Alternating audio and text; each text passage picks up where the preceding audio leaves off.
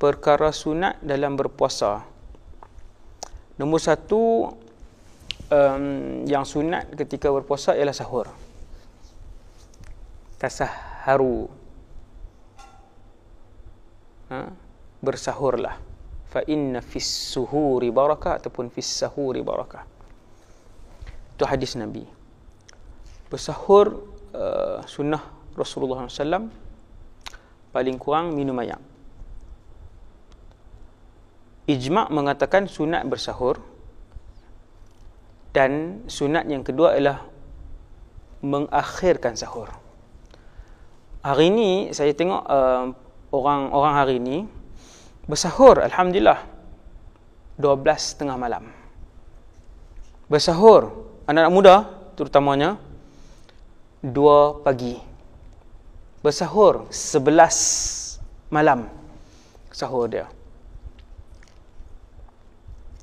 Sunat kita mengakhirkan sahur, baru dapat barakah tu. Dan kadang-kala bila bersahur terlalu awal, tak dapat pahala bersahur, rugi, no?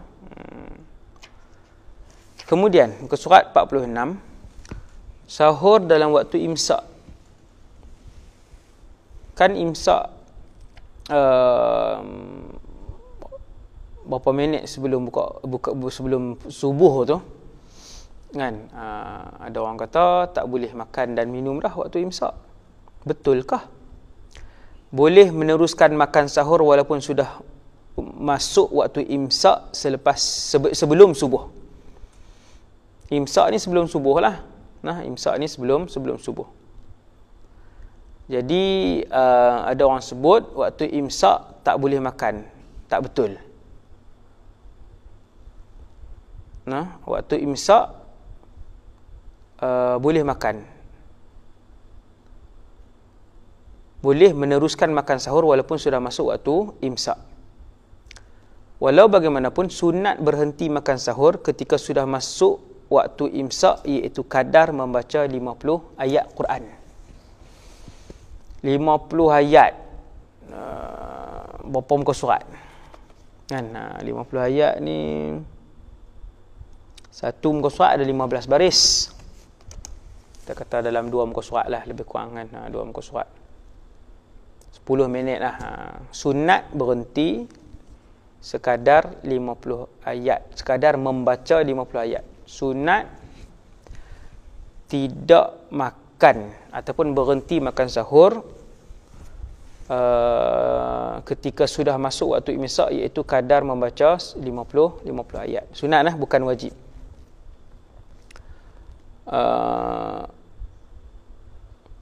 Di sisi mazhab Syafi'i, di sisi mazhab Syafi'i, makan pada waktu imsak tak ada masalah, tak batal dan tak makruh pun. Ada satu pandangan, geng yang tak ada mazhab ni, di Malaysia pun ada geng ni. Dia kata waktu imsak tak boleh makan dah. Itu pendapat yang jangan guna pendapat tu kan. Dia terkeluar daripada pendapat mazhab kita. Yang lebih teruk daripada pendapat itu ialah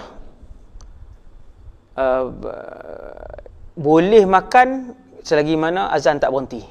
Yang tu lagi sakan. Lagi duk azan, makan cepat. Baru asyhadu anna Muhammadar Rasulullah, makan. Yang tu pun, pendapat itu pun sangat tak boleh pakai terus. Jangan pakai langsung. Pendapat itu pun tak boleh pakai.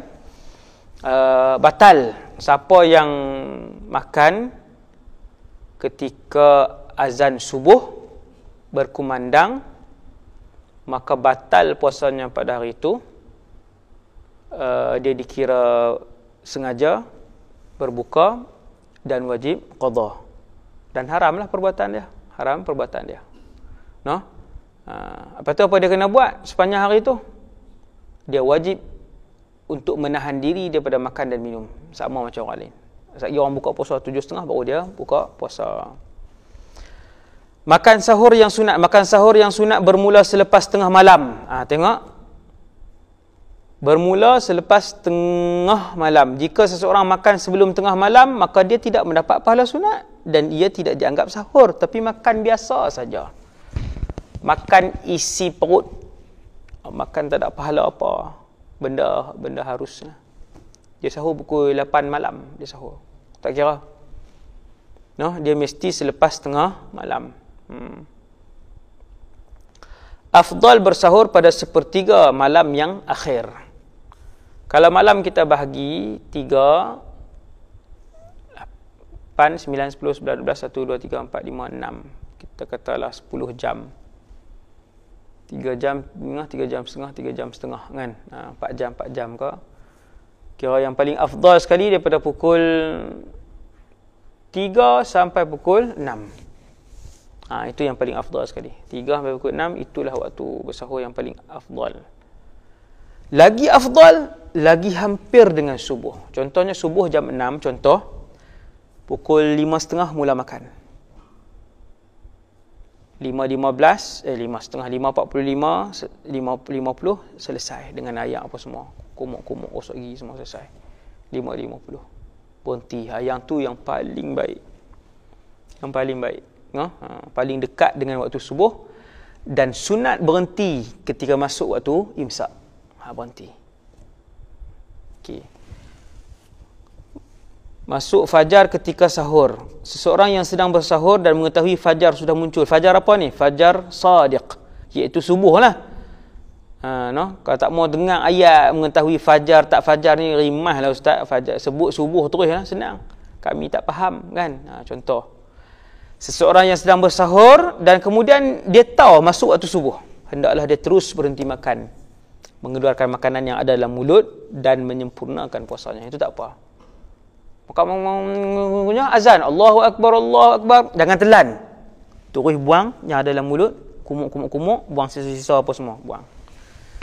Jika dia meneruskan makan juga, maka batal puasanya. Wajib qada dan dia berdosa. Kalau dia teruskan juga. Okey.